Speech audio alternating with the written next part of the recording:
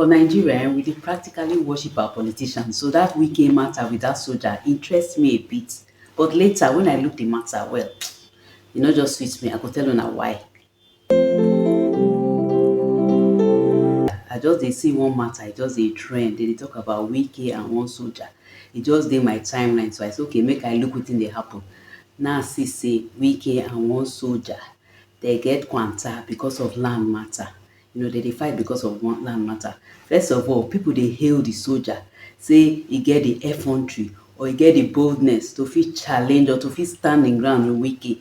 Yes, while I dey impressed by the fact say e good make people fit stand their ground no matter who person be, say person be oga or person be this, you go dey respectful but you go say your side of the matter.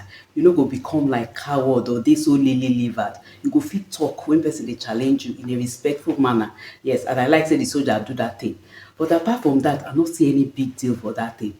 One, even say I can't even wonder land matter. Why land matter can be such a big deal? I mean, for a country as big as Nigeria with a lot of human and natural resources, a lot of things wey minister fit do.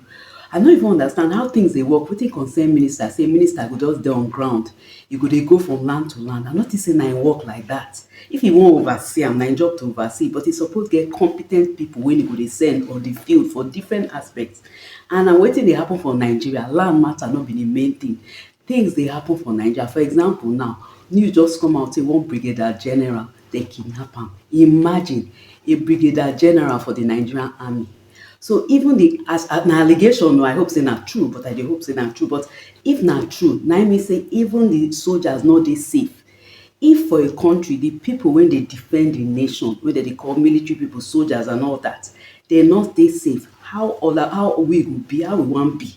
And first of all, when I see that Wike and that soldier matter, the thing bother me a bit. I say for goodness sakes, wetin go make a whole minister and soldier, group of soldiers, or go dey talk about land?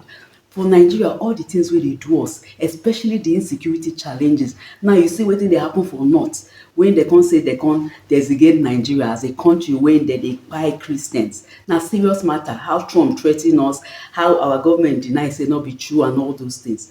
Now we know say at least one thing wey everybody go agree. Some people say okay, dem dey kpai only Christians. Some go say na Christians and Muslims. But one thing wey everybody for Nigeria go agree na say violence dey this country.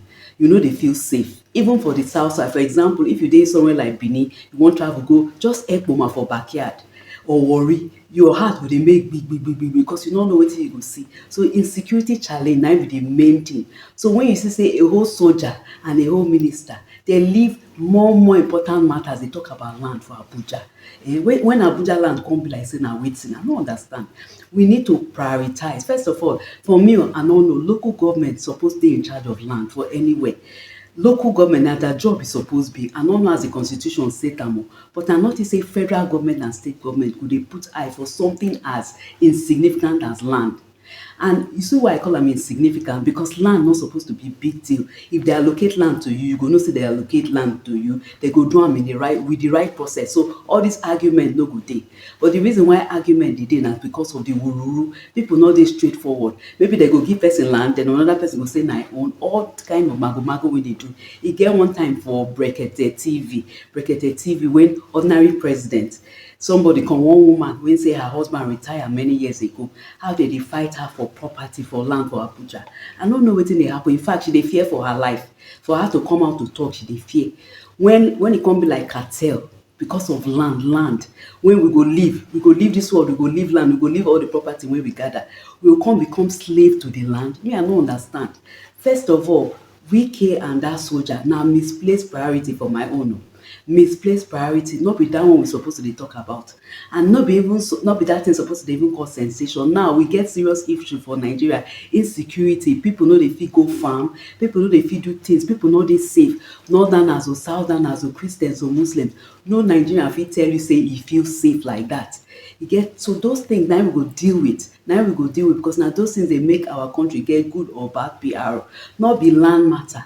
they're not supposed to dey drag after land matter. E dey shameful say people wey suppose dey do other things dey talk about land matter, and Nigerians come dey excited say this wetin suppose to dey excite us no be things like that o, no be things like that. We suppose to dey excited make things dey well. If to say we dey use that same energy wey we take dey now, very soon you go see all this reality show, whether e don reality show don finish, if na football, if na Big Brother, all those one, all of us we go dey excited. No be those things suppose to dey excite us. Wetin suppose to dey excite us na anything wey go make the country better. Make we leave all those frivolities. We no get the luxury for that. E get when Nigeria go reach, we go get time for all these frivolities, but not be now.